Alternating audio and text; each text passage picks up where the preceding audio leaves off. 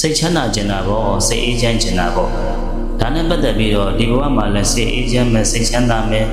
နောက်ဘဝတွေမှာလည်းစိတ်ကတောင်းတလိုက်ရုံနဲ့ပြည့်စုံခြင်းနဲ့ဆိုလို့ရှိရင်တဲ့မြတ်စွာဘုရားရှင်က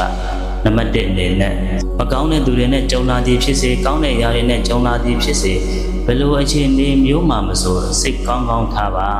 စိတ်ကိုကောင်းထားပါတယ်။နှစ်ကတော့တဲ့မိမိသူတစ်ပါးနှုတ်သားအကျိုးရှိသောစကားအပြည့်ကင်းသောစကားကိုသာပြောရမယ်။ကိုယ့်ရဲ့စကားတစ်ခုကြောင့်ဘယ်သူတဦးတစ်ယောက်မှနာကျင်ရတာမျိုး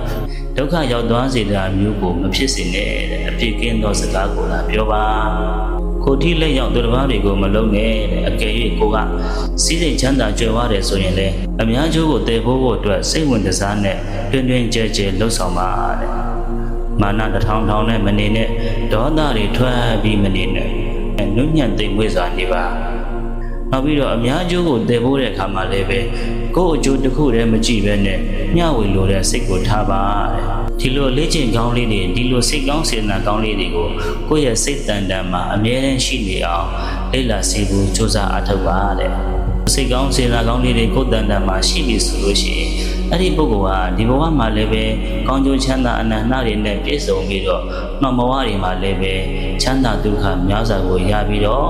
ကိုကတောင်းတလိုက်ရုံနဲ့ကိုကစိတ်ထဲမှာကြံစီလိုက်ရုံနဲ့အကြံစီလေးတွေကဖြစ်မြောက်လာလိမ့်မယ်အောင်မြင်လာလိမ့်မယ်အဲ့တော့တစ်ခါလောက်လေးစဉ်းစားကြည့်ပေါ့တန်ဖိုးရှိတဲ့လူဘဝကြီးကိုရလာတဲ့အခိုက်အတန့်လေးမှာတန်ဖိုးမဲ့တာတွေမလုပ်ဘဲနဲ့အကျိုးရှိစွာနေထိုင်သွားဖို့ကတိတ်ကိုအရေးကြီးတယ်လူဘဝကိုရဖို့ဆိုတာအင်မတန်ခက်ခဲတယ်ဒီလိုလူဘဝကိုရနေခြင်းတည်ဖို့တော့အခွင့်အရေးကောင်းကြီးတွေကိုရနေတဲ့အခိုက်အတန့်လေးမှာဒီလူဘဝကြီးကိုအရင်နှိမ့်ပြုတ်ပြီးတော့ဒီထက်ကောင်းတဲ့ဘဝတွေဖြစ်တဲ့နတ်ရွာနိဗ္ဗာန်စတဲ့ကောင်းတဲ့ဘဝတွေရအောင်လည်းပဲစ조사ခွင့်ရှိတယ်လို့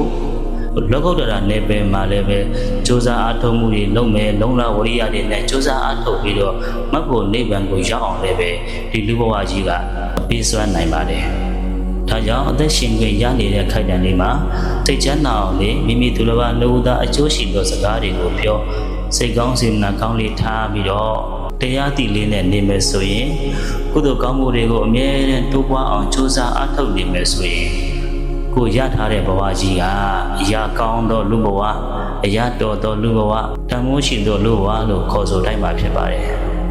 တန်မိုးရှိတဲ့ဘဝကြီးကိုရနေတဲ့အခိုင်အတန့်လေးမှာတန်ဖိုးမဲ့တာတွေမလုပ်ဘဲနဲ့တန်ဖိုးရှိတာတွေလုပ်ပြီးတော့လူဘဝကြီးကိုဖြတ်သန်းသွားကြရအောင်